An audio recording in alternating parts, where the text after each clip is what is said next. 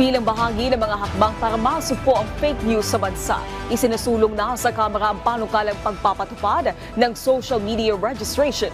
Ayon kay House Deputy Majority Leader Paulo Ortega, paplansyahin pa nila ang detalye nito pero katulad sa SIM Registration Act, mas mainam kung magpaparehistro na rin ang mga online user at content creator. Sinang-ayunan naman yan ni House Committee on Women and Gender Equality Chair Geraldine Roman. Maganda din daw kung magkaroon ng Digital Council of the Philippines na mangangasiwa naman ng content creators o registry sa bansa.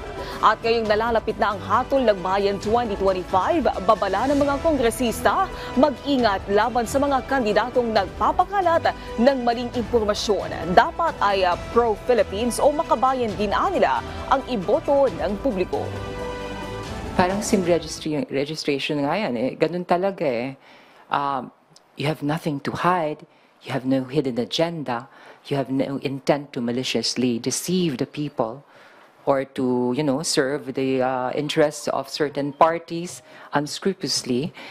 Eh, wala ka dapat katakot. Pangatawanan mo. Nakakalungkot na ganito na po yung napuntahan. Kailangan yung malasakit saka yung dedikasyon nila para sa bansa. Napakaklaro naman po yan. Kaya yung mga medyo tikom dyan, alam na this. Hindi sila pro-Pilipinas. Sabi ko nga, di ba, plataforma bago paninira.